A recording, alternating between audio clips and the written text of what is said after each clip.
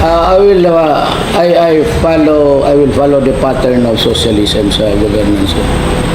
That is really, sinabi ko na sa kanila in public, in every meeting, I said, I'm a socialist, and though I am not a member of the Communist Party, but I am a socialist, and I belong to the left.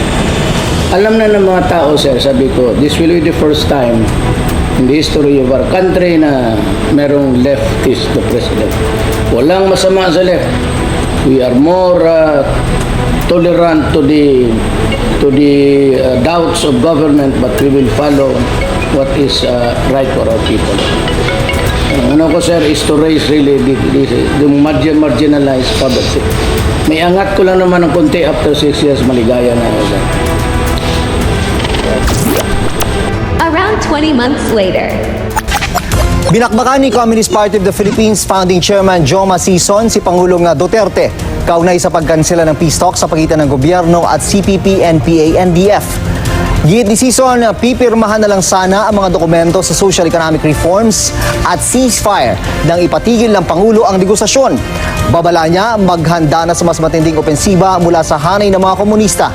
At kung tutuusin daw, mas numero 1 manong terorista ang Pangulo dahil sa dami raw ng namatay sa kampanya kontra droga ng gobyerno. Paniwala ni Sison, baka si Duterte pa raw ang mapatalsik dahil sumusobra na umano ang Pangulo sa pagiging diktador. Tinawanan lang din ni Sison ang banta ng Pangulo na ipapaaresto siya kapag nagbalik bansa. Sa isang pahayag sa kanyang website, tinawag ni Sison na sinungaling at political swindler umano ang Pangulo. Sa kabila nito, bukas pa rin daw siyang ituloy ang usapang pangkapayapaan sakaling magbago ang isip ng Pangulo. Sinisika pa ng GMA News sa makuha ang panig ng Malacanang. Ipinatigil ng Pangulo ang peace talks sa mga rebelde dahil sa sunod-sunod aniyang pag-atake at paglabag ng NPA sa kanilang kasunduan sa gobyerno.